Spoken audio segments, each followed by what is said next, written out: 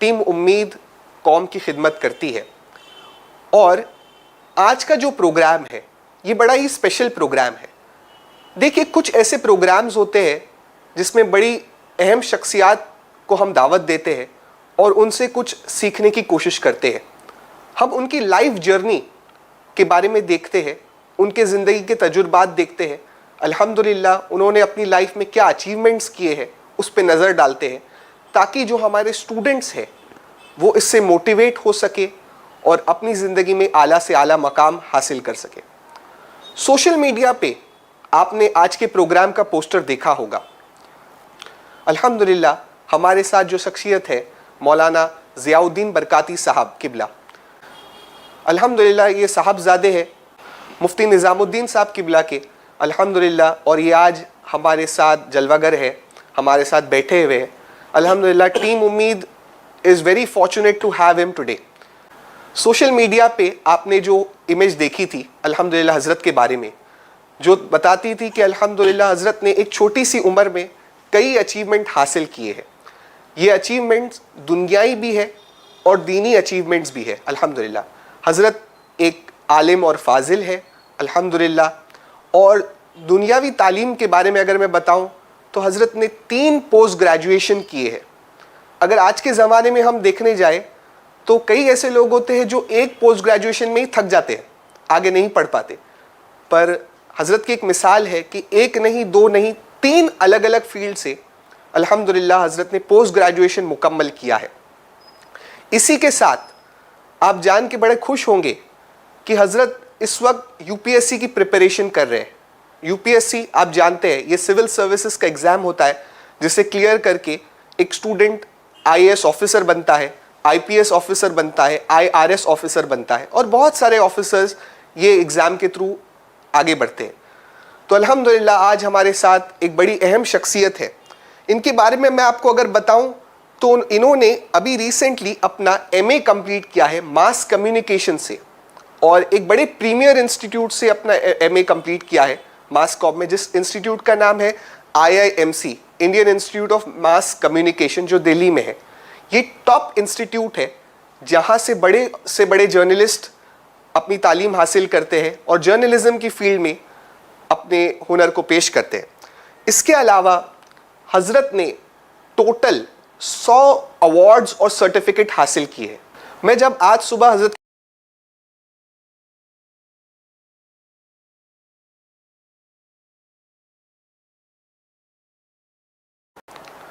अस्सलामु अलैकुम व रहमतुल्लाहि व बरकातुहू। अस्सलातु वस्सलामु अलैका या रसूलल्लाह सल्लल्लाहु ताला अलैहि वसल्लम। मैं खुशामदीद करता हूँ हमारे नाजरीन का टीम एसडीआई उम्मीद के इस स्पेशल प्रोग्राम में। जैसा कि आप जानते हैं टीम उम्मीद सुन्नी दावत इस्लामी की करियर गाइडेंस टीम है और अल्हम्दुलिल्लाह ये खिदमत पेश कर रही है अंडर द गाइडेंस ऑफ हुजूर दाई कबीर अताए हुजूर मुफ्ती आज़म हिंद मौलाना मोहम्मद शाकिर अली नूरी साहब किबला और हुजूर बुलबुल बाग़ मदीना अलहाज कारी मोहम्मद रिजवान खान साहब किबला। आप जानते हैं कि टीम उम्मीद अल्हम्दुलिल्लाह 4 शोबों में काम करती है, 4 डोमेन्स में काम करती है, जिसमें सबसे पहला डोमेन हमारा स्टूडेंट डोमेन है जिसमें स्टूडेंट्स की करियर काउंसलिंग की जाती है। दूसरा डोमेन अल्हम्दुलिल्लाह हमारा वर्किंग प्रोफेशनल्स के लिए है जिसके लिए टीम उम्मीद फ्री ट्रेनिंग प्रोवाइड करती है। तीसरा डोमेन हमारा है हेल्थ केयर या मेडिकल, जिसके बारे में आपने रिसेंट हमारी कोविड हेल्पलाइन देखी होगी। और चौथा डोमेन अल्हम्दुलिल्लाह हमारा सोशल वेलफेयर स्कॉलरशिप डोमेन है। तो इन सब शोबों में, इन सब एरियाज़ में टीम उम्मीद कौम की खिदमत करती है। और आज का जो प्रोग्राम है ये बड़ा ही स्पेशल प्रोग्राम है। देखिए, कुछ ऐसे प्रोग्राम्स होते हैं जिसमें बड़ी अहम शख्सियात को हम दावत देते हैं और उनसे कुछ सीखने की कोशिश करते हैं। हम उनकी लाइफ जर्नी के बारे में देखते हैं, उनके ज़िंदगी के तजुर्बात देखते हैं। अल्हम्दुलिल्लाह उन्होंने अपनी लाइफ में क्या अचीवमेंट्स किए हैं उस पर नज़र डालते हैं, ताकि जो हमारे स्टूडेंट्स हैं वो इससे मोटिवेट हो सके और अपनी ज़िंदगी में आला से आला मकाम हासिल कर सके। सोशल मीडिया पे आपने आज के प्रोग्राम का पोस्टर देखा होगा। अल्हम्दुलिल्लाह हमारे साथ जो शख्सियत है मौलाना ज़ियाउद्दीन बरकाती साहब किबला। अल्हम्दुलिल्लाह ये साहबजादे हैं मुफ्ती निज़ामुद्दीन साहब किबला के, अल्हम्दुलिल्लाह। और ये आज हमारे साथ जलवागर है, हमारे साथ बैठे हुए हैं। अल्हम्दुलिल्लाह team Ummeed is very fortunate to have him today. Social media पे आपने जो इमेज देखी थी अल्हम्दुलिल्लाह हज़रत के बारे में, जो बताती थी कि अल्हम्दुलिल्लाह हज़रत ने एक छोटी सी उम्र में कई अचीवमेंट हासिल किए हैं। ये अचीवमेंट्स दुनियाई भी है और दीनी अचीवमेंट्स भी है। अल्हम्दुलिल्लाह हज़रत एक आलिम और फाजिल है अल्हम्दुलिल्लाह। और दुनियावी तालीम के बारे में अगर मैं बताऊं तो हज़रत ने 3 पोस्ट ग्रेजुएशन किए हैं। अगर आज के ज़माने में हम देखने जाए तो कई ऐसे लोग होते हैं जो एक पोस्ट ग्रेजुएशन में ही थक जाते हैं, आगे नहीं पढ़ पाते। पर हज़रत की एक मिसाल है कि एक नहीं, 2 नहीं, 3 अलग अलग फील्ड से अल्हम्दुलिल्लाह हज़रत ने पोस्ट ग्रेजुएशन मुकम्मल किया है। इसी के साथ आप जान के बड़े खुश होंगे कि हज़रत इस वक्त यूपीएससी की प्रिपरेशन कर रहे हैं। यूपीएससी आप जानते हैं ये सिविल सर्विसेज का एग्ज़ाम होता है जिसे क्लियर करके एक स्टूडेंट आईएएस ऑफिसर बनता है, आईपीएस ऑफिसर बनता है, आईआरएस ऑफिसर बनता है और बहुत सारे ऑफिसर्स ये एग्ज़ाम के थ्रू आगे बढ़ते हैं। तो अल्हम्दुलिल्लाह आज हमारे साथ एक बड़ी अहम शख्सियत है। इनके बारे में मैं आपको अगर बताऊं तो इन्होंने अभी रिसेंटली अपना एमए कंप्लीट किया है मास कम्युनिकेशन से, और एक बड़े प्रीमियर इंस्टीट्यूट से अपना एमए कंप्लीट किया है मास कॉम में, जिस इंस्टीट्यूट का नाम है IIMC, Indian institute of mass communication, जो दिल्ली में है। ये टॉप इंस्टीट्यूट है जहाँ से बड़े जर्नलिस्ट अपनी तालीम हासिल करते हैं और जर्नलिज्म की फील्ड में अपने हुनर को पेश करते हैं। इसके अलावा हज़रत ने टोटल 100 अवार्ड्स और सर्टिफिकेट हासिल किए हैं। मैं जब आज सुबह हज़रत की क्वालिफ़िकेशंस लिख रहा था तो लाइंस कम पड़ गई, पर अल्हम्दुलिल्लाह क्वालिफ़िकेशन कई सारी थी। इसी के अलावा मैं आपको पहले बता दूं कि हज़रत हमारे गोल्ड मेडलिस्ट है। गोल्ड मेडलिस्ट होना, इंशाल्लाह इसके बारे में भी तवील गुफ्तगू करेंगे, पर गोल्ड मेडलिस्ट होना कोई आम बात नहीं है और बड़े इंस्टीट्यूट से गोल्ड मेडलिस्ट होना बिल्कुल भी आम बात नहीं है। इसके अलावा आप जानते हैं कि हज़रत अल्हम्दुलिल्लाह अब से कुछ वक्त पहले हज़रत को हुजूर अमीर सुन्नी दावत इस्लामी के हाथों एक अवार्ड भी पेश किया गया। तो आइए इनकी ज़िंदगी के बारे में जानते हैं, इनसे मोटिवेशन लेते हैं। और मैं उन स्टूडेंट्स को ख़ास तौर पे कहूँगा कि इस प्रोग्राम को बहुत ध्यान से सुने जो यूपीएससी की प्रिपरेशन कर रहे हैं। कई सारे स्टूडेंट्स टीम उम्मीद में काउंसलर्स को फ़ोन करते हैं और कहते हैं कि हमें यूपीएससी क्लियर करना है, आईएएस ऑफिसर बनना है, आईपीएस ऑफिसर बनना है। तो उनके लिए ये प्रोग्राम एकदम खास है, उन्हें एकदम ध्यान से अपनी पूरी तवज्जो के साथ इस प्रोग्राम को सुनना है। तो आइए अपने मेहमान की तरफ चलते हैं। अस्सलामु अलैकुम हज़रत। वालेकुम सलाम व रहमतुल्लाहि व बरकातुहू। माशाअल्लाह, कैसे हैं आप? अल्लाह करम है, दुआएं। जज़ाकल्लाह, थैंक यू सो मच कि आपने टीम उम्मीद को अपना कीमती वक्त दिया। हम जानते हैं कि आप प्रिपरेशन में बिज़ी रहते हैं, फिर भी आपने हमारे स्टूडेंट्स के लिए कुछ वक्त निकाला और स्टूडेंट्स के मोटिवेशन के लिए आप यहाँ पर आए। सो जज़ाकल्लाह सो मच, जज़ाकल्लाह आपका आने का। हज़रत आपसे कुछ सवाल पूछने हैं ताकि हमारे स्टूडेंट्स आला से आला तालीम के लिए मोटिवेट हो सके, ताकि वो हायर एजुकेशन की तरफ जा सके। तो मैं इंशाल्लाह कुछ सवालात आपसे पूछूंगा और मैं उम्मीद करूंगा आप हमें अपना कीमती जवाब देंगे इंशाल्लाह। तो मेरा सबसे पहला सवाल था हज़रत आपसे कि आपकी शुरुआती पढ़ाई, जो प्राइमरी एजुकेशन जिसे कहते हैं, वो आपने कहाँ से हासिल किया? मेरी शुरुआती पढ़ाई अज़हर हिंदुस्तान अल-जामिअतुल अशरफिया मुबारकपुर के प्राइमरी शोबे से हुई। वहाँ पर मैंने नाजरा कंप्लीट किया और वहाँ दर्जा 1 से लेकर के और दर्जा 5 तक मैंने पढ़ाई हासिल की मुबारकपुर में। फिर वहाँ से 6 से लेकर 10 तक मैंने अल-जामिअतुल अशरफिया ही के एक शोबा जो असरी इदारा देखता है, मॉडर्न एजुकेशन देखता है, जी जी, तो वहाँ से मैंने तालीम हासिल की माशाल्लाह। और वहीं से आपने अपना 10th जिसे कहते हैं मुकम्मल किया? 10th मैंने मुकम्मल किया जी।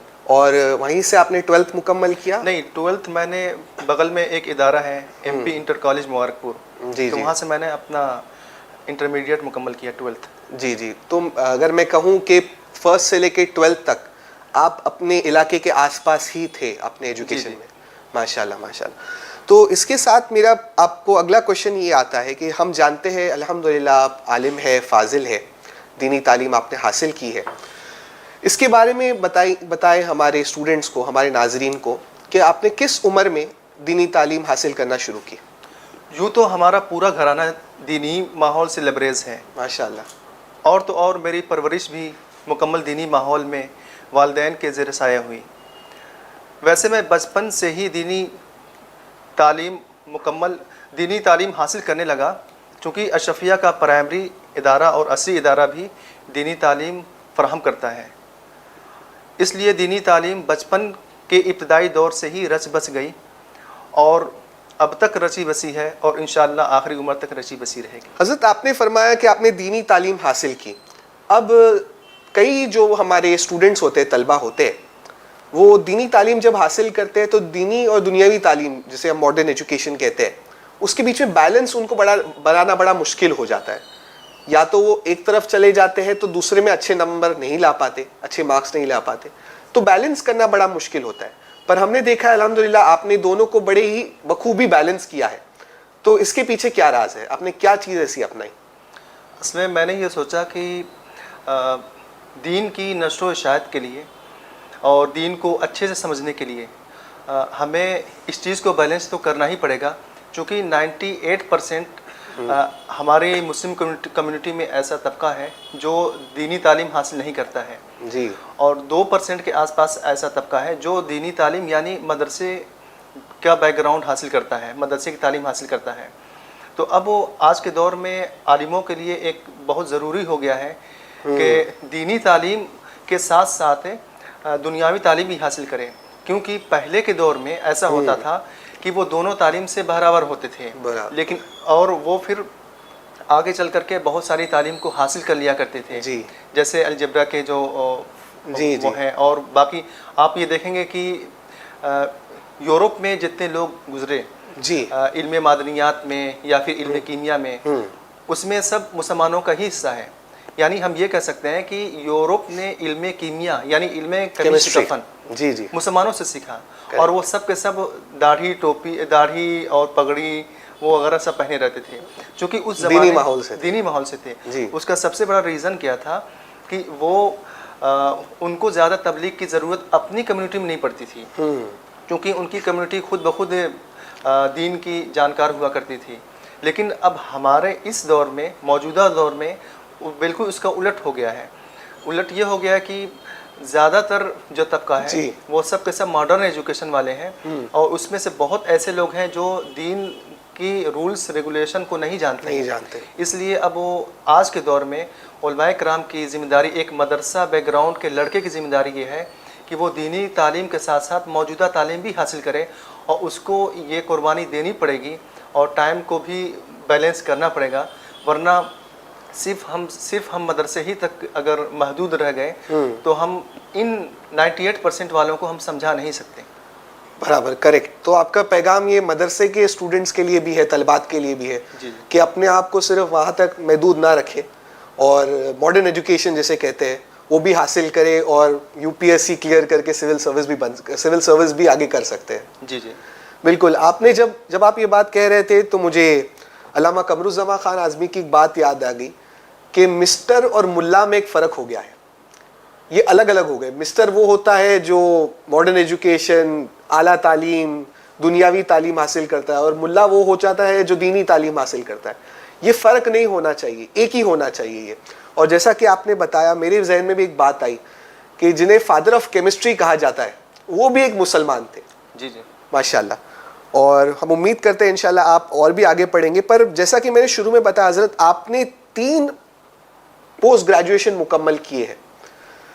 एक पोस्ट ग्रेजुएशन करते करते हमारे बच्चे थक जाते हैं। कई बार एक पोस्ट ग्रेजुएशन के बाद सोचते हैं कि नहीं अब आगे नहीं पढ़ना चाहिए, या तो वो जॉब कर लेते हैं या कोई और चीज़ में, बिजनेस में लग जाते हैं। पर आपने अल्हम्दुलिल्लाह 3 पोस्ट ग्रेजुएशन अल्हम्दुलिल्लाह किए। ये किन किन फील्ड्स में किए और कहाँ कहाँ से किए? मैंने 3 पोस्ट पीजी जो कंप्लीट किए वो उर्दू से किए। वो वहाँ आज़मगढ़ में एक इदारा है शिबली नेशनल पीजी कॉलेज। फिर उसके बाद से मैंने 2सा पीजी किया हिस्ट्री से, वो भी शिबली नेशनल पीजी कॉलेज से किया। और फिर 3सा पीजी मैंने IISc Indian institute of mass communication से तालीम हासिल करने के बाद आपका सफ़र किस जानिब चला फिर? जी, जामिया अशरफिया से तालीम हासिल करने के बाद मैं मुंबई सुन्नी दारुल इस्लामी के मरकज़ में आ गया। जी। यहाँ पर चूँकि मैं जब हाई स्कूल 10th क्लास में था, उसी वक्त मेरे दिल में एक तमन्ना थी कि मैं यूपीएससी में जाऊं, यूपीएससी की तालीम हासिल करूं। अखबारात में यूपीएससी के रिज़ल्ट आते थे तो उसमें बहुत खुशी होती थी और रश्क होता था कि काश के मैं भी उस जगह पर पहुंच जाऊं। तो चूँकि मेरा असली जो टारगेट है वो कौम को बेदार करना, कौम के अंदर ख़ास बिलखुसूस मदरसों के लड़कों के अंदर जी ये एहसास कमतरी है और नाउमीदी के शिकार हैं कि दाढ़ी, टोपी और कुर्ता पजामे वाला शख्स वहाँ तक नहीं पहुँच सकता, जबकि ऐसी बात हरगिज़ नहीं है। पहले मैं भी ये सोचा करता था कि दाढ़ी, टोपी और इस लिबास में हूँ, इस तशख़्ख़ुस में हूँ तो कहीं मेरे साथ भी तासुब ना हो जाए। लेकिन मदरसे से आने के बाद मुंबई, फिर उसके बाद से मैं दिल्ली के लिए गया। वहाँ पर मैंने तासुब नहीं देखा, बल्कि वहाँ मैंने काफ़ी रिफ़त, बुलंदी, इज़्ज़त, वक़ार देखा। यहाँ सुन्नी दावत इस्लामी के मरकज़ में इसलिए आया कि यूनिवर्सल IAS अकेडमी जो अंजुमन इस्लाम मुंबई के ज़ेर एहतमाम चलता है, तो वहाँ मैं दाखिल हो गया। वहाँ पर मैंने लगभग 3 महीने की पढ़ाई कंप्लीट, 3 से 4 महीने पढ़ाई कंप्लीट की यूपीएससी की। फिर उसके बाद कुछ ऑफिसरों से मुलाकात हुई और उन लोगों ने मुझे मशवरा दिया कि आप हिंदुस्तान के किसी भी इलाके में यूपीएससी की तालीम हासिल करें, मगर आप दिल्ली ज़रूर जाएं 6 महीने के लिए जी। तो इसके तहत मैं दिल्ली के लिए गया। चूँकि दिल्ली यूपीएससी, हिंदुस्तान में यूपीएससी का सबसे बड़ा हब है, इसलिए मैं वहाँ गया और वहाँ से मैंने अपनी तालीम का सफ़र जारी रखा। यूपीएससी में अपने नाजरीन को बता दूं कि ये एक वर्ल्ड का, इंडिया का नहीं, वर्ल्ड का सबसे डिफ़िकल्ट एग्ज़ाम हुआ करता है, जिसमें परसेंटेज चांसेस जो क्लियर करने के होते हैं वो 0.1% से भी कम होते हैं। कई लाखों बच्चे ये एग्ज़ाम देते हैं और सिर्फ कुछ हज़ार इस एग्ज़ाम में, या अगर मैं रफली कहूँ तो 1000 से थोड़े से ज़्यादा इस एग्ज़ाम को पास करते हैं। तो इतने डिफ़िकल्ट एग्ज़ाम को जब हज़रत ने क्लियर करने की ठानी है तो हम दुआ करते हैं इंशाअल्लाह हज़रत का यूपीएससी भी जल्द से जल्द क्लियर हो जाए। हज़रत, मैं यूपीएससी पे थोड़ा सा बाद में आऊँगा। सबसे पहले तो मैं आपके ये गोल्ड मेडल के बारे में जानना चाहूँगा। हमारे नाजरीन को आप ये गोल्ड मेडल भी दिखा सकते हैं। जी जी। बड़ा बेहतरीन और बड़ा खूबसूरत गोल्ड मेडल है, Indian institute of mass communication, new Delhi का। आप इस इंस्टीट्यूट के बारे में कुछ बता सकते हैं, क्योंकि ये इंस्टीट्यूट बड़ा प्रीमियर इंस्टीट्यूट है।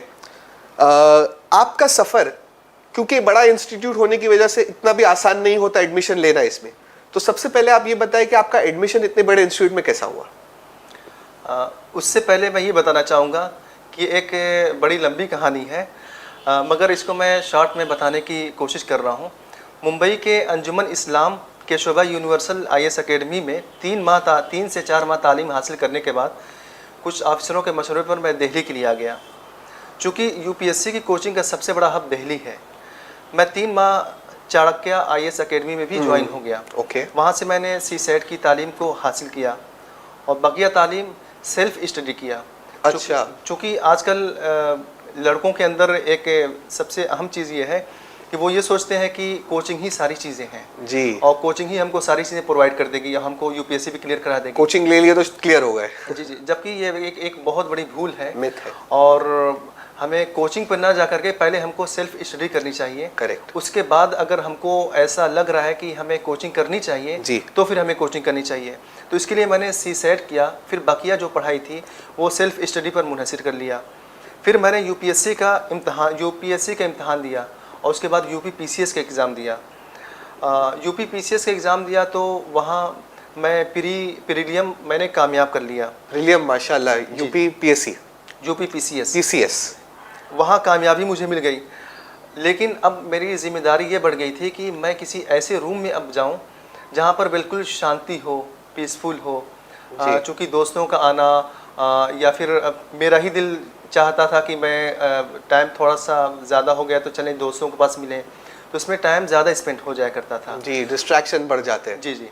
फिर मैंने रूम लेने के लिए मैं सोचा कि कोई ऐसा रूम रहे जहाँ पर सारा पीसफुल माहौल रहे और साथ ही साथ हमें किसी चीज़ की टेंशन ना रहे, खाने बनाने की भी टेंशन ना रहे। अच्छा।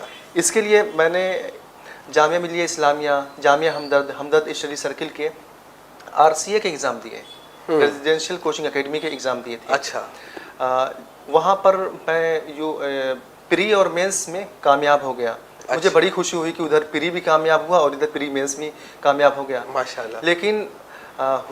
लेकिन सूए इत्तेफाक मैं उसके इंटरव्यू में नाकाम हो गया। अच्छा। फिर मुझे बहुत तकलीफ़ हुई कि एक जगह कामयाब हुआ और जिस मकसद के तहत मैं आगे बढ़ा था उसमें नाकाम हो गया, मगर हिम्मत से काम लिया और दिल में एक आवाज़ आई कि ज़िया तुम्हें कौम की खिदमत करनी है और अपने हिम्मत को पजमुर्दा ना करो, तुम्हें आगे बढ़ना है। बिल्कुल।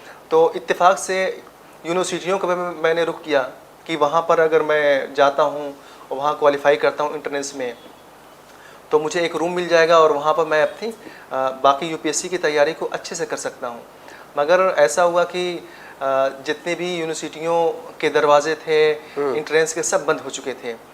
अब मैं और दबाव में आ गया कि अब मैं क्या करूं। इसी दरमियान मुझे इत्तला मिली कि Indian institute of mass communication, यहाँ मैं अपने नाजरीन को ये बताना चाहूँगा कि Indian institute of mass communication Hindustan में शोबे सहाफ़त में जर्नलिज्म में हिंदुस्तान का सबसे बड़ा इदारा है माशाअल्लाह। यहाँ पर एशिया के ममालिक से भी लड़के पढ़ने के लिए आते हैं जी, ऑफिसर्स भी पढ़ने के लिए आते हैं।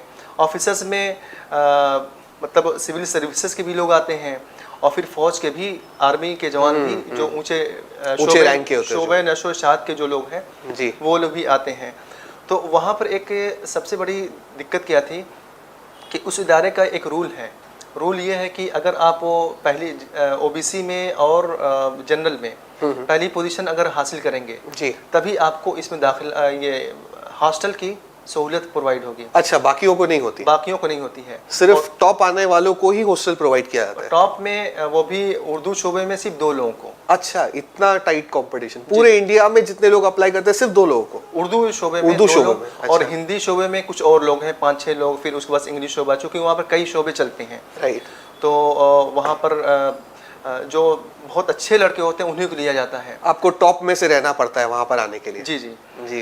लेकिन मेरे लिए सबसे ज़्यादा दिक्कत क्या थी कि चूँकि अभी कंपटीशंस में एक तरीके से नाकाम हो चुका था जामिया मिलिया इस्लामिया का और बाकी सबों में, तो मैं तो लगभग 15 रोज़ तक, यानी 30 जुलाई 2019 इसकी लास्ट डेट थी और मैं 28 जुलाई 2019 तक इनकार करता रहा कि मैं इस शोबे में नहीं जाऊंगा। अच्छा। और चूँकि मास कम्युनिकेशन, चूँकि नॉर्मली लोग ये समझते हैं कि मास कम्युनिकेशन का यूपीएससी से क्या रिलेट है, बराबर, तो मैं भी वही सोचता था। अलग अलग चीज़ें। हाँ। तो फिर मुझे मतलब कुछ लोगों ने बैक पुश किया और फिर मैंने उन लोगों से रब्ता किया कि ऐसा है कि आप हमें यहाँ के जो पास आउट स्टूडेंट हैं उनसे रब्ता कराइए। अच्छा। फिर मैं वहाँ के कुछ लड़के आए जो वहाँ के पास आउट थे, उनसे मैंने सिलेबस जाना। तो सिलेबस में जान करके मुझे खुशी हुई कि जहाँ मुझे जाना चाहिए और जहाँ मुझे रूम की तलाश है वो इदारा यही है माशाअल्लाह, और यही एक ऑप्शन था। तो खैर मैं उस इदारे में जाने के लिए अपना फॉर्म फिलअप किया, लेकिन ये भी मैंने अज़्म मुसम्मम कर लिया था कि अगर उस इदारे में मुझे पहली पोजीशन नहीं मिली तो उस इदारे से मैं तालीम हासिल नहीं करूँगा। अच्छा। लेकिन हुस्न इत्तेफाक कि अल्लाह के फजल व करम से, बुज़ुर्गों की दुआओं का सदका कि मैं जनरल में सबसे हाईएस्ट पोजीशन हासिल किया माशाअल्लाह। और फिर एडमिनिस्ट्रेशन वालों ने मुझे बुलाया कि आप अगर जनरल से भी अगर आप कोई ऊंची कैटेगरी होती तो आपको मैं उसमें डाल लेता। सुभान अल्लाह। और वो इंस्टीट्यूट जहाँ पर आप जाने को सोच रहे थे कि जाऊं या ना जाऊं, उन्होंने आपको खुद सामने से बुलाया जी माशाअल्लाह। और फिर उसके बाद से मुझे बड़ी खुशी हुई कि चलो जहाँ पर मैं उम्मीद हार रहा था और जिसको मैं 2 रोज़ पहले तक रिजेक्ट कर दिया था जी, वो चीज़ एग्ज़ाम देने के फ़ौरन बाद मुझे मिल गई जी। जहाँ से आप उम्मीद हार रहे थे वहाँ के आप गोल्ड मेडलिस्ट बन गए अल्हम्दुलिल्लाह। माशाअल्लाह माशाअल्लाह, बहुत खूब। आपका IIMC की जो जर्नी है बड़ी खूबसूरत है। और वहाँ के इंस्टीट्यूट के बारे में आप कुछ बताएं, किस तरह का कैंपस है वो? क्या वो 1-2 बिल्डिंग का ही कैंपस है कि बहुत फैला हुआ कैंपस है IIMC का? चूँकि हिंदुस्तान में इसके 6 ब्रांचेज हैं जी, और वहाँ कन्नड़ है, मलयालम है और उर्दू, हिंदी, अलग अलग तरह की जर्नलिज्म पढ़ाई जाती है। और उसके वहाँ पर चूँकि वो 6 ब्रांचेस की मेन बिल्डिंग है। अच्छा। और वहाँ पर कई शोबे हैं, कई शोबाजात हैं, वहाँ का उनका अपना एक रेडियो स्टेशन भी है नीचे। अच्छा। वहाँ अपना रेडियो नाम से उनका रेडियो स्टेशन भी है। जी जी। वहाँ पर लड़कों को वो भी सिखाया जाता है, हम लोगों को रेडियो के लिए भी सिखाया गया। राइट, कम्युनिकेशन स्किल्स सिखाए जाते हैं, किस तरह से बात किया जाए, प्रेजेंट किया जाए। और बाकी उनके एक लड़कियों का हॉस्टल है, लड़कों का हॉस्टल है, और एडमिन ब्लॉक है। जी, बहुत बड़ा इंस्टीट्यूट है जहाँ पर कई बाहर से भी लोग तालीम हासिल करने आते हैं। बहुत बेहतर। तो आपका एकेडमिक परफॉर्मेंस कैसा था IIMC में? जैसे हम तो जानते हैं अल्हम्दुलिल्लाह आपने गोल्ड मेडल हासिल किया, पर आप तो नंबर 1 पोजीशन पे रहे तभी आपने गोल्ड मेडल हासिल किया। मैं जानना चाहता हूँ जो दूसरी पोजीशन पे जो था वो आपसे कितने मार्क्स दूर था? अब वो चूँकि आपने एकेडमिक वो मार्क्स वगैरह के बारे में पूछा, तो उसके बारे में भी अपनी उम्मीद के जो नाजरीन हैं उनको बताना चाहूँगा जी कि चूँकि मैंने ये अज़्म किया था कि मुझे UPSC में ही जाना है, और उसके लिए मैं इसमें आया, क्योंकि यहाँ पर इसके जो सिलेबस हैं वो UPSC के मेंस और इंटरव्यू से रिलेट कर रहे थे जी। तो फिर मुझे बड़ी खुशी हुई, तो मैंने यहाँ पर काफ़ी मेहनत की। हाँ। और मेहनत इस तरीके से की कि जो उसके सिलेबस है उस सिलेबस का मैंने मुकम्मल जवाब यानी नोट्स लगभग 15 किताबों से ले करके उसको मैं ऐसे करता था कि जैसे सपोज दैट ख़बर निगारी या फिर न्यूज़ राइटिंग कैसे की जाए, तो 15 किताबें मैं रख लेता था 15 राइटर्स के, और उसमें देखता था कि न्यूज़ रिपोर्टिंग या फिर रेडियो रिपोर्टिंग या फिर स्क्रिप्ट राइटिंग इसमें इन्होंने क्या क्या लिखे हैं। फिर उसको पढ़ता था, पढ़ करके फिर उसके बाद मैं अपनी ज़बान में जो दिमाग में इन 15 की डिफिनेशन जिन्होंने लिखी थी, तो उसको मैं अपनी तरीके से अपने दिमाग में जो चीज़ें आती थी उसको मैं अपने डिफिनेशन के तरीके से लिखता था। माशाल्लाह, अपनी नोट्स बनाते थे? अपने नोट्स बनाया था, फिर उसी नोट्स से मैंने तैयारी किया। बिल्कुल। और अल्हम्दुलिल्लाह अल्लाह का करम हुआ कि मैं शोबे सहाफ़त उर्दू में मैंने दाखिला लिया था। जी जी। क्योंकि हम लोग की पढ़ाई हिंदी के साथ मर्ज होती थी जी, और उसके कोर्स डायरेक्टर भी दोनों कोर्स डायरेक्टर एक ही थे। अब उसमें दोनों में ज़्यादा मार्क्स हासिल करना भी एक चैलेंज था, क्योंकि हिंदी डिपार्टमेंट में एक से एक आला से आला दिमाग के स्टूडेंट्स मौजूद थे जी। और उसमें मैंने तालीम हासिल किया, दोनों के साथ रह करके मैंने मेहनत की, और जब रिज़ल्ट आउट हुआ तो बड़ी खुशी हुई कि मैं उर्दू शोबे में जो लड़का सेकंड पोजीशन आया था मेरे बाद, उससे मैं 18 नंबर्स आगे था, और हिंदी शोबे जो शख्स मेरे बाद आया था, यानी उसने जो हिंदी शोबे में टॉप किया था जी, उससे मैं दोनों शोबे में आगे दोनों शोबे में मैं आगे आ गया। जी जी। लेकिन मुझसे एडमिन के लोगों ने ये कहा कि बेटा अगर तुम अच्छे से मेहनत करोगे तो तुम गोल्ड मेडल हासिल कर लोगे, और फिर ये गोल्ड मेडल चूँकि हिंदुस्तान का सबसे बड़ा इदारा है, यहाँ से गोल्ड मेडल हासिल करना तुम्हारे ज़िंदगी में हौसलों की उड़ान बख्शेगा। सुभान अल्लाह। तो फिर मैंने मेहनत शुरू की, और लेकिन एक सबसे बड़ा दिलचस्प मरहला ये था कि 0.30 से आगे बढ़ना और 18 नंबरों से आगे बढ़ना एक कमाल की बात थी माशाल्लाह। चूँकि एग्ज़ाम में उठक पटक तो होती रहती है। बिल्कुल। तो खैर जब वो फाइनल ईयर का जब एग्ज़ाम हुआ तो उसके जब मार्क्स जब रिलीज़ हुए तो बड़ी खुशी हुई कि अल्लाह का करम हुआ कि जो लड़का मुझसे 18 नंबर आगे था, पीछे था, उससे मैं 77 नंबर आगे हो गया माशाल्लाह, और जिससे मैं 0.30% यानी 1% भी नहीं 0.30% आगे था, उससे मैं 18 नंबर आगे हो गया। सुभान अल्लाह। और इस तरीके से मेरी जर्नी आगे बढ़ी, और मुख्तसर ये कि वहाँ से उस इदारे के लोगों ने मुझे ये गोल्ड मेडल से भी नवाजा। हज़रत आप इस वक्त जैसा कि आपने बताया UPSC की प्रिपरेशन कर रहे हैं, कई सारे हमारे नाजरीन अल्हम्दुलिल्लाह जो स्टूडेंट्स हैं वो UPSC क्लियर करना चाहते हैं, तो आप उनको किस तरह से गाइडेंस प्रोवाइड करेंगे? मैं यही कहना चाहूँगा कि UPSC को अगर क्लियर करना है तो आपको अपने अंदर सब्र, ज़ब्त, हिम्मत, हौसला, उम्मीद, लगन, जुस्तजू पैदा करना होगा माशाल्लाह। और नाउमीदी, एहसास कमतरी को दिलो दिमाग से निकालना होगा, तभी हम और आप इस बड़े समंदर को पार कर पाएंगे। इसी के पेश नज़र अल्लामा इकबाल ने क्या खूब कहा था, मिटा दे अपनी हस्ती को अगर कुछ मर्तबा चाहो कि दाना खाक में मिलकर गुले गुलजार होता है। सुभान अल्लाह। एक और शेर याद आया कि साहिल के सुकून से किसे इनकार है लेकिन, साहिल के सुकून से किसे इनकार है लेकिन, तूफ़ान से टकराने में मज़ा और ही कुछ है। अगर हम इन दोनों अशार को यूपीएससी की तैयारी में अपना लें जी, तो इंशाअल्लाह अज़्ज़ा वजल कामयाबी हमारे कदम चूमेगी। सुभान अल्लाह। बिल्कुल, यूपीएससी में जैसा कि आपने कहा, नाउम्मीदी की कोई जगह नहीं है, जी जी, बल्कि उम्मीद जगानी है, और टीम उम्मीद इसी काम में लगी हुई है ताकि हमारे जो नाजरीन है, जो हमारे स्टूडेंट्स हैं, वो उम्मीदों के साथ आगे बढ़े और ऐसे डिफ़िकल्ट एग्ज़ाम को क्रैक करें जिसे कहा जाता है। और जैसे कि आपने ये टीम उम्मीद है, जी, तो इसके ज़रिए से मैं अपने नाजरीन को ये पैगाम देना चाहूँगा कि पेवस्ता रह शजर से उम्मीदें बहार दे। हाँ, सुभान अल्लाह, सुभान अल्लाह। बिल्कुल, कई सारे बच्चे ऐसे होते हैं जो एक अटेम्प्ट देते हैं, क्योंकि यूपीएससी ऐसी चीज़ है जो अगर बहुत कम लोग होते हैं जो पहले अटेम्प्ट में सब क्लियर हो जाता है, बहुत इम्पॉसिबल होता है, तो बड़े नाउम्मीद हो जाते हैं। इसके लिए आपने सही कहा कि नाउम्मीदी नहीं करनी, कोशिश करती रहनी। इसीलिए गवर्नमेंट ने भी कई सारे अटेम्प्ट्स दिए हैं, जी जी, कई सारे अटेम्प्ट्स स्टूडेंट्स को प्रोवाइड किए कि अगर आप एक बार नहीं होते तो दूसरी बार, कई बार प्रीलियम क्लियर होता है, कई बार मेंस क्लियर होता है, इंटरव्यू में जाके अटक जाते हैं, पर अगर कोशिश करते रहे तो इंशाल्लाह पूरे भी तीनों एक साथ क्लियर हो सकते हैं। जी इंशाल्लाह। बिल्कुल। और आपने यूपीएससी, जैसा कि आपने बताया, कई सालों से आप अल्हम्दुलिल्लाह तैयारी कर रहे हैं। इसके अलावा मैं आपसे पूछना चाहता हूँ कि यूपीएससी में किस तरह से आपकी प्रिपरेशन का मेथड क्या रहता है, मतलब? जी जी, मैं यही कहना चाहूँगा कि यूपीएससी में प्रिपरेशन जो की जाती है वो बिल्कुल अलग तरीके से की जाती है। जैसे मैं अपना तरीक़ाकार बताऊं कि मैंने यूपीएससी की प्रिपरेशन अभी भी कर रहा हूं, जबकि मेरे 3 से 4 साल का वक्फा गुजर चुका है। जी, मैंने अपने यूपीएससी की तैयारी इस अंदाज से की और कर रहा हूं कि एनसीईआरटी की 6 से लेकर के 12 तक की जो किताबें हैं उसको पढ़ा।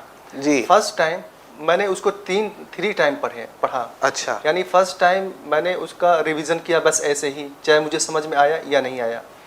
दूसरे टाइम मैंने उसको फिर पढ़ा, उसी बुक को, और उस पर किसी पैसेज पर जो चीज़ें बहुत अच्छी लगती थी सेंटेंस, उस पर मैंने लाइटनर से अंडरलाइन किया। अच्छा, आपने छठी स्टैंडर्ड की बुक से शुरुआत कर दी? जी जी जी, और उस पर लाइटनर से अंडरलाइन किया, यानी सेकेंड टाइम जब उस बुक को मैंने पढ़ा। जी, जी, जी, और जब थर्ड टाइम उस बुक को मैंने पढ़ा तो उस लाइटनर पर जो मैंने अंडरलाइन किया था लाइटनर के ज़रिए, तो सिर्फ उसी को मैंने पढ़ा, और अच्छा। उसके ज़रिए मैंने अपने माइंड में ये इमेजिन किया कि इसके बारे में, इस पूरे पैसेज के बारे में या फिर इस पूरे पार्ट के बारे में राइटर ने क्या लिखा है। जी, फिर वो जब इमेजिन हो जाता था तो मैं अपने हिसाब से जो चीज़ें मेरे माइंड में ऑब्ज़र्व होती थी उसे मैं नोट्स की शक्ल में तैयार करता था, और फिर इस तरीके से मैं अपनी प्रिपरेशन को जारी रखा।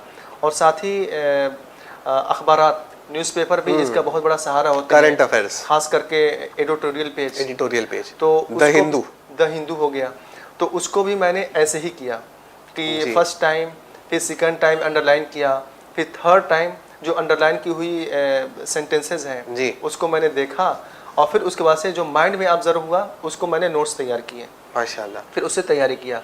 और ये मैं नहीं कह सकता, या फिर ये कोई नहीं कह सकता कि हमने पूरी तैयारी कर ली है। करेक्ट, कोई ऐसा सिलेबस की हद नहीं है यूपीएससी में। जी जी, कि मिसाल के तौर पर एक 10th स्टैंडर्ड का सिलेबस जो बच्चे पढ़ते हैं उसमें हद होती है, टेक्स्ट बुक हो गए, सिलेबस हो गया, वैसा यूपीएससी में कोई हद नहीं है। कोई हद नहीं है, कोई हद तय नहीं है। यूपीएससी एक ऐसा समंदर है जी, इसे मैं अपने अंदाज में बताना चाहूँगा। यूपीएससी एक ऐसा समंदर है कि इस समंदर में जो जितना गोता लगाएगा उतनी मोती पाएगा। सुभान अल्लाह। अगर कोई ये शख्स ये बोल दे कि कोई गोताखोर ये बोल दे कि मैंने समंदर से सारे मोतियों को निकाल लिया है, तो ये तो वो गलत बोल रहा है। और ऐसे ही यूपीएससी के समंदर में जो जितना गोता लगाएगा, जो जितनी मोतियां हासिल करेगा, वो उसी हिसाब से यूपीएससी के रिज़ल्ट में उतनी अच्छी रैंक हासिल करेगा। माशाल्लाह। प्रिपरेशन यूपीएससी की जारी रखनी है, जैसा कि आपने बताया। जो हमारे यूपीएससी एस्पिरेंट सुन रहे हैं उनसे गुजारिश है कि ना उम्मीद ना हो, अपने बेसिक्स पर फोकस करें। ऑफ कोर्स जैसा हजरत कह रहे थे कि करंट अफेयर्स बहुत बड़ा रोल प्ले करता है, बहुत बड़ा रोल प्ले करता है। और आपकी जर्नलिज्म की जो आपकी पढ़ाई है उसमें भी आपको करंट अफेयर्स के बारे में पढ़ाया जाता है, एक जर्नलिस्ट को जिसे कहते हैं हर चीज के बारे में मालूमात होनी चाहिए जब वो किसी चीज को प्रेजेंट करा, तो ये भी आपकी मदद करती है यूपीएससी में जर्नलिज्म की पढ़ाई? जी जी, काफ़ी मदद करती है। काफी मदद करती है। तो ऑफ कोर्स इसमें यूपीएससी के मेंस में मुकम्मल राइटिंग स्किल की ज़रूरत होती है जी, और जर्नलिज्म इसको प्रोवाइड करती है कि राइटिंग स्किल कैसे की जाती है। मेंस क्योंकि मुकम्मल आप जो न्यूज़ तैयार करते हैं वो राइटिंग स्किल ही होती है। राइटिंग स्किल और फिर साथ में इंटरव्यू की बात आती है, तो अब इंटरव्यू में आपको इंटरव्यू कैसे देना है, जी, सामने कैमरे पर खड़े होकर कैसे देना है, प्रेजेंट कैसा करना है, प्रेजेंट कैसे करना है, तो वो यूपीएससी में भी वो चीज़ें प्रोवाइड आ जाती हैं, हेल्पहिल हो जाती हैं। It goes hand in hand जैसे इंग्लिश में कहते हैं। ये आपको हेल्प करती है कि आप आगे जा सके। और मैंने आपका देखा कि आपने अल्हम्दुलिल्लाह हिस्ट्री में एमए किया है, वो भी आपको हेल्प करता होगा। बहुत हेल्प करता है जी, क्योंकि बहुत सारे हिस्ट्री के क्वेश्चंस प्रीलिम्स में तो काफ़ी आते हैं। यूपीएससी के बारे में मैं आपको ये बताऊं कि अगर कोई लड़का 20 साल का प्रीलियम का पेपर या फिर मेंस का पेपर अगर देखता है और वो ये सोचता है कि हम 20 साल के पेपर को पढ़ करके या फिर तैयार करके हम यूपीएससी के एग्ज़ाम दे सकते हैं, तो ये उसकी बहुत बड़ी भूल है। क्योंकि 20 साल का पेपर अगर आप देखते हैं तो यूपीएससी की एक सबसे बड़ी खुसूसियत ये है कि वो 20 साल के पेपर एक दूसरे से कोई क्वेश्चन टकराता नहीं जी, कोई मैच नहीं करता। और इसलिए हमें चाहिए कि यूपीएससी की ऐसी तैयारी करें जो एक क्वांटिटी के साथ नहीं बल्कि क्वालिटी के साथ तैयारी करें। Quality is more important. Correct correct, बिल्कुल। बहुत बेहतर हज़रत, आपने यूपीएससी के बारे में माशाल्लाह कई बातें बताई। जैसा कि मैंने अपने नाजरीन को पहले बताया था कि हज़रत को अल्हम्दुलिल्लाह 1 नहीं 2 नहीं 10 नहीं 20 नहीं अल्हम्दुलिल्लाह 100 अलग अलग अवार्ड्स और 100 अलग अलग सर्टिफिकेट से नवाजा गया है। ये अलग अलग फील्ड की सर्टिफिकेट्स हैं। इस वक्त हज़रत ने कुछ सर्टिफिकेट्स यहाँ हमारे लिए हमारे सामने ले आई है। मैं देख सकता हूँ एक पूरा बंच है सर्टिफिकेट का। जनरली लोगों के घर पे जब सर्टिफिकेट होती है तो आप देखते हैं कि वो उनके पास जब एक सर्टिफिकेट होती है तो भी दीवार पे टांग के रखते हैं, पर मेरे हिसाब से शायद आपकी घर की दीवारें कम पड़ जाएगी इसके लिए। ये फोटोकॉपीज हैं, कॉपीज है अल्हम्दुलिल्लाह। तो ये कौन कौन से अवार्ड्स हैं और कौन कौन सी सर्टिफिकेट्स हैं? मैं जब वो क्लास 6 में था जी, तो मेरे अंदर ये चीज़ पैदा हुई कि मुझे किसी कंपटीशन में हिस्सा लेना चाहिए। तो वहाँ हमारे इलाके से जो नगर पालिका परिषद है वो इसका एहतमाम किया करती थी, तो बहुत से लड़के उसमें हिस्सा लिया करते थे, तो मैं भी उसमें हिस्सा लिया करता था। शुरुआत में मैं लगभग 10 कंपटीशंस में नाकाम हुआ जी, और एक कंपटीशन जो उर्दू अकेडमी उत्तर प्रदेश की जानिब से हो रही थी मुनक्किद की गई थी नगर पालिका के ज़रिए। ये एस्से का कंपटीशन था? एस्से का कंपटीशन था। तो मैंने उसमें हिस्सा लिया और घर में किसी को नहीं बताया, जो कि जब मैं घर में बताता था और फिर दोस्तों को बताता था तो मुझे नाकामी मिलती थी, और फिर जब नाकामी मिलती थी तो मुझे बहुत अफसोस होता था कि मेहनत करने के बाद भी नाकामी मिल रही है। उस वक्त छोटा भी था मैं, ये सन 2006 की बात है। हाँ, तो उसमें मैंने बिना किसी से बताए हुए रजिस्ट्रेशन कराया। स्टेट लेवल का कंपटीशन था जी, और इत्तेफाक से अल्लाह का करम हुआ कि उसमें मैं पूरे उत्तर प्रदेश में पहली पोजीशन से कामयाब हुआ। माशाल्लाह माशाल्लाह। और फिर वहीं से हौसले को उड़ान मिली और यके बाद दिगरे मैं अवार्ड्स हासिल करता रहा, जिसमें मैं रीजनल लेवल के कंपटीशंस जी, बीट किए, फिर डिस्ट्रिक्ट लेवल के, फिर नेशनल लेवल, फिर स्टेट लेवल के, फिर नेशनल लेवल के, और कुछ कंपटीशंस मैंने इंटरनेशनल लेवल के भी ये बीट किए माशाल्लाह जी। तो ये आपने 6ठी क्लास से शुरू किया था? 6ठी क्लास से शुरू। और आज भी आप कर रहे हैं इन कंपटीशन में पार्टिसिपेट? मैं कर रहा हूँ। अभी आज ही मैंने नेशनल लेवल का कंपटीशन 3 कंपटीशन मैंने दिया है, और ये मैं इसलिए करता हूँ कि अपने आप को जांचूं और साथ में जो कौम के जो नौजवान हैं जो एहसास कमतरी के शिकार हैं उनको भी एक पैगाम दे सकूं कि एक दाढ़ी वाला और एक टोपी वाला और एक कुर्ता पजामा वाला शख्स वहाँ तक पहुँच सकता है, तो आप भी पहुँचिए। बिल्कुल। तो ये जो 100 का जो नंबर आया है वो 100 पे रुका नहीं है इंशाल्लाह, ये इंशाल्लाह आगे बढ़ेगा 100 से। जी जी इंशाल्लाह। और फिर साथ ही साथ एक क्वेश्चन ये भी हमारे नाज़रीन पूछ सकते हैं जी कि इतनी कसरत से आपने इतने कंपटीशंस में हिस्सा लिए, इसका यूपीएससी में क्या बेनिफिट है? जी, मैं कहना ये चाहूँगा नाजरीन से कि इसका यूपीएससी में बहुत बेनिफिट है। इससे सबसे बड़ी चीज़ ये कि आप अभी जो मैंने जो कंपटीशंस में हिस्सा लिए हैं जितने भी, उसमें online competition online GK competition, online essay writing competition और offline competition, GK competition, essay writing competition. इसमें आपकी तालीमी लियाकत और फिर स्किल राइटिंग का भी समझ में आता है कि आप कितने पानी में हैं। जी। अगर आप उसमें क्वालिफाई करते हैं तो एक उम्मीद बन जाती है कि हमारा एसे राइटिंग बहुत अच्छा है, क्योंकि यूपीएससी के मेंस में एसे का बहुत बड़ा अमल दखल होता है जी। उसका 300 मार्क्स होते हैं। नॉर्मली लड़के ये सोचते हैं कि हम एसे को आराम के साथ लिख सकते हैं जी। और जबकि उनके जो वोकेबुलरी है वो 3 से 4 वर्ड में, 3 से 4 पेजेस में जाकर के ख़त्म हो जाया करते हैं। करेक्ट। और फिर बाकी जो पेजेस होते हैं उसमें वही लड़का लिखता है जो पहले सफ़े पे, दूसरे सफ़े पे, तीसरे सफ़े पे वही रिपीट होते आता है। तो फिर जो एग्जामिनर है वो समझ जाता है कि इस लड़के के पास सिर्फ जो शब्द भंडार थे, जो शब्दों की कैपेसिटी थी, कंटेंट नहीं है, अब कंटेंट नहीं बचा, तो वहाँ पर वो लड़का नाकाम हो जाता है जी। और फिर सामने वो लड़का यही बोलता है कि हमने तो बड़ी मेहनत की थी फिर भी नाकाम हुआ।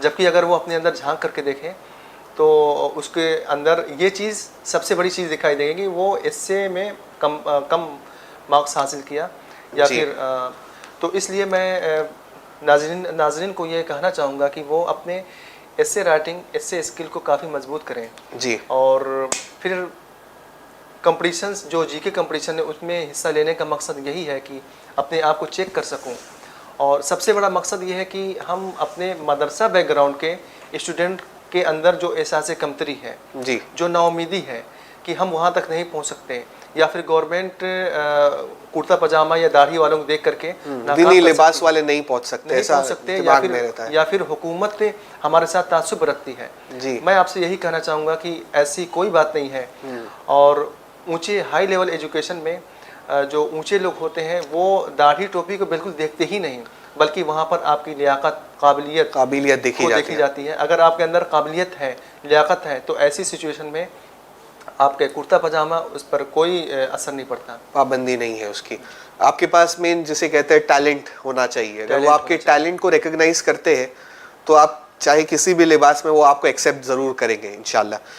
सो माशाल्लाह बहुत बेहतरीन गुफ्तगू हुई आपके साथ हज़रत। पर मैं आपसे एक और आखिरी बात जाते जाते पूछना चाहूँगा कि अल्हम्दुलिल्लाह आपने इतनी छोटी उम्र में ये सब हासिल किया। मैं आपसे आपकी उम्र पूछना चाहूँगा। मेरी उम्र 27 ईयर्स माशाल्लाह 27 ईयर्स में माशाल्लाह इतनी सारी क्वालिफिकेशन बहुत बड़ी बात है अल्हम्दुलिल्लाह। तो आप हमारे नाजरीन को कुछ पैगाम देना चाहेंगे? मैं यही कहना चाहूँगा कि नाउमीदी और एहसास कमतरी को ख़त्म करके तालीम को ही अपना घर बना लें और अपनी स्टडी में क्वांटिटी नहीं बल्कि क्वालिटी पैदा करें। कामयाब लोगों से ही एडवाइस हासिल करें और उन्हीं की बातों पर अमल करें और मुल्क व कौम की फलाह बहबूद के काम करने का अज़्म मुसम्मम कर लें।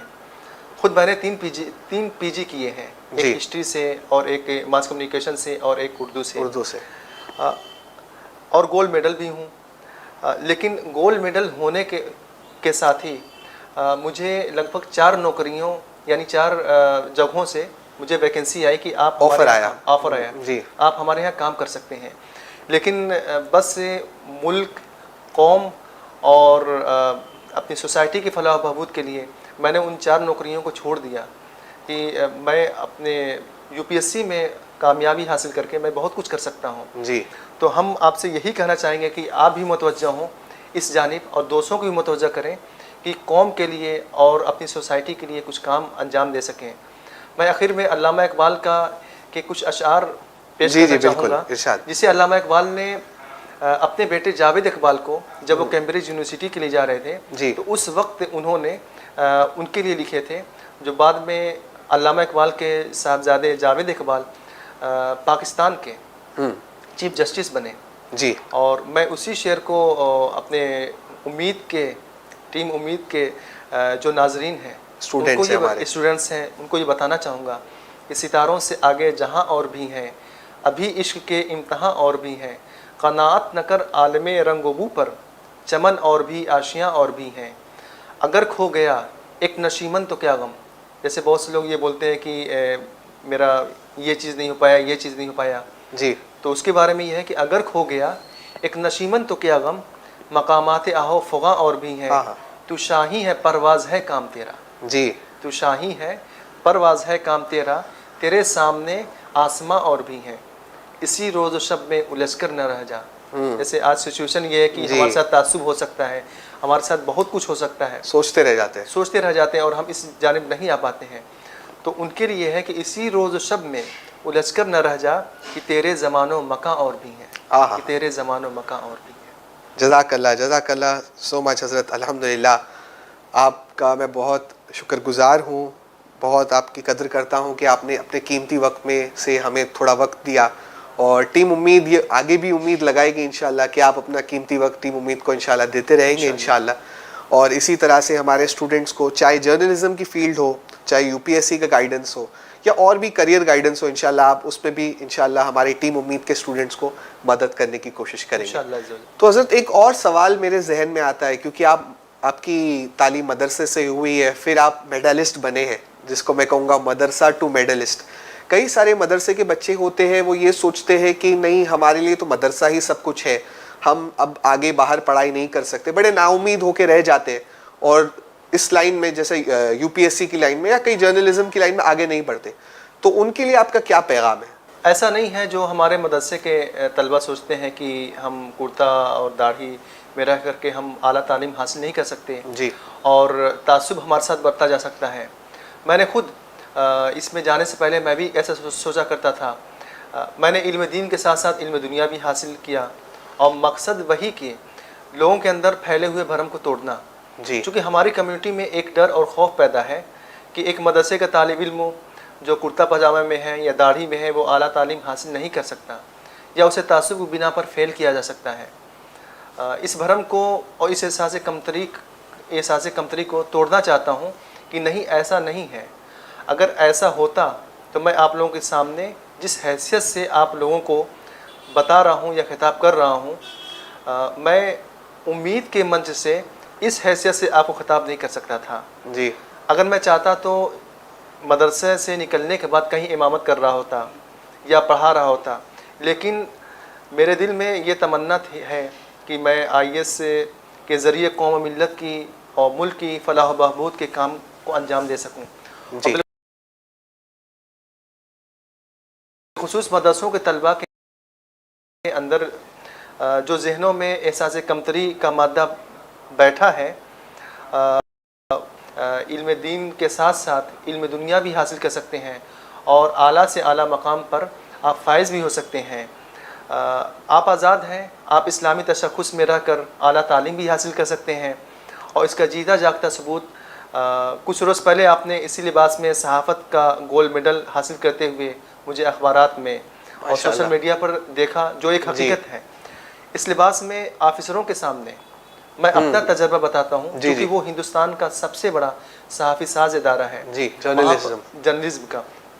वहाँ पर बड़े बड़े think tank officers, IAS officers और फ्लाइट लेफ्टिनेंट जनरल वो भी आए हुए एयरफोर्स के। अच्छा। वो भी इस लिबास में देख करके मुझे वो सब हैरान हो गए होंगे। काफ़ी मुबारकबाद भी उन्होंने पेश किया जी। और साथ में इस लिबास में ऑफिसरों के सामने, एडमिन डिपार्टमेंट के सामने, आज़ाद तलबा के सामने और भारत के थिंक टैंक अफराद के सामने जो इज़्ज़त और रिफ़त और वक़ार मिली, अगर उसी को बयान करने लग जाऊँ तो उम्मीद का ये इंटरव्यू सेशन ना होकर के तकरीरी सेशन में तब्दील हो जाएगा। मुख्तसर ये कि अगर मैं पैंट शर्ट में होता जी, तो मैं अपनी पूरी ज़िंदगी गुजार दूँ तालीम हासिल करने में, तो मुझे जो इज़्ज़त मिली, वो जो मुझे इस लिबास में, इस्लामी तशख़्ख़ुस में जो इज़्ज़त मिली, वो मुझे पैंट शर्ट में कभी नहीं मिल सकती थी जी। और मैं इसी नहज पर एक तहरीक के तौर पे काम कर रहा हूँ कि हमारे जो मदरसे के तलबा हैं वो इस फील्ड में आएँ, ऊंचे से ऊंचे फील्ड को हासिल करें और वहाँ पर अपने इसी लिबास में जा कर के अपने अलम को, झंडे को, फलक को लहरा सकें और अपनी काबिलियत का लोहा मनवा सकें। मैं अपने उम्मीद के जो नाजरीन हैं, ख़ास करके बिलखुसूस स्टूडेंट्स जी, और उसमें से भी बिलखुसूस जो मदरसे के स्टूडेंट्स तलबा हैं जी, उनसे यही कहना चाहूँगा कि आप बिल्कुल इस बहकावे में ना आएँ कि हुकूमत आपके साथ गद्दारी कर सकती है, आपके लिबास को देख करके आपको फेल कर सकती है। ऐसा बिल्कुल नहीं है। आप इसमें आएँ, खुद भी आगे बढ़ें और दूसरों को भी आगे बढ़ने की तरगीब दें। बिल्कुल। और इस तरीके से अगर आप आगे बढ़ें तो हमें उम्मीद है कि हमारा समाज काफ़ी निखर सकता है, काफ़ी संवर सकता है। और मैं अपने जो मदरसे से जो हुफ़ाज़े कराम हैं जी, उनको भी ये पैगाम देना चाहता हूँ, जो ये कहते हैं मदरसे के हुफ़ाज़े कराम, उनके दिल में ये कि हम यूपीएससी को कैसे क्रैक कर सकते हैं। तो मैं उनको मुबारकबाद भी पेश करता हूँ और ये बताना चाहता हूँ कि जो हाफिज़ कुरान हैं जी, ये बिल्कुल सही है कि दुनिया की सबसे टफ पढ़ाई हिफ्ज़ करना है, जी, क्योंकि इसमें अगर ज़बर ज़ेर पेश हुआ तो वहीं से वो लड़का वहीं नाकाम है, सब गलत हो जाएगा। और उससे ज़हीन दुनिया में कोई शख्स नहीं हो सकता जिसने पूरा हिफ्ज़ कुरान ही को हिफ्ज़ कर लिया हो। जी, तो मैं हाफ़िज़ कुरान के जो हिफ्ज़ कर चुके हैं जो तलबा, उनसे भी यही रिक्वेस्ट करूँगा कि वो भी इस मैदान में आएँ। जब उन्होंने हिफ्ज़ कुरान कर लिया तो यूपीएससी तो उनके सामने कुछ भी नहीं है। बिल्कुल। तो इसलिए जो मौलाना की पढ़ाई जिन लोगों ने तालीम हासिल कर ली है और जी। साथ में जो हुफ़ाज़े कराम हैं वो भी इस लाइन में आए, और इंशाअल्लाह अगर हुफ़ाज़े कराम इस फील्ड में आते हैं सिविल सर्विसेज में, तो हमें उम्मीद है कि हिंदुस्तान में एक ऐसा उफ़्क़ भी नमूदार होगा जो एक कसरत के साथ हुफ़ाज़े कराम और उलमाए कराम की टीम बड़े से बड़े ऊंचे से ऊंचे मनसब पर नज़र आती दिखाई दे। जी, आईएएस ऑफिसर जो रहेंगे इंशाल्लाह वो दीनी लिबास में रहेंगे। दीनी लिबास में रहेंगे इंशाल्लाह, इंशाल्लाह। इंशाअल्लाह। तो अल्हम्दुलिल्लाह ये थे हमारे मौलाना ज़ियाउद्दीन बरकाती साहब किबला, जो अल्हम्दुलिल्लाह इतनी छोटी उम्र में ही कई सारी इन्होंने तालीम हासिल की और कई सारे अवार्ड जीते, और हम दुआ करते हैं इनके लिए इंशाल्लाह कि एक बहुत अच्छे बेहतरीन आईएएस ऑफिसर बन के आगे निकले। तो नाजरीन, जज़ाकल्लाह so much for watching the programme. आप हमारे साथ हाजिर रहे, मैं आपका शुक्रिया अदा करता हूँ। हमारी बैक एंड टीम का भी मैं शुक्रिया अदा करता हूँ कि उन्होंने बड़ा इंपॉर्टेंट रोल प्ले किया इस प्रोग्राम को लाइव करने में। तो आप बने रहे टीम उम्मीद के साथ, और हर संडे 4 बजे इंशाल्लाह टीम उम्मीद का सेशन होता है जिसमें अलग अलग टॉपिक्स पे डिस्कशन होता है। तो मैं गुजारिश करूँगा कि आप संडे 4 PM के वेबिनार की पाबंदी करें। सुब्हानकल्लाहुम्मा व बिहम्दिका अशहदु अल्ला इलाहा इल्ला अंता अस्तगफिरुका व अतूबु इलैक। अस्सलामु अलैकुम व रहमतुल्लाहि व बरकातुहू।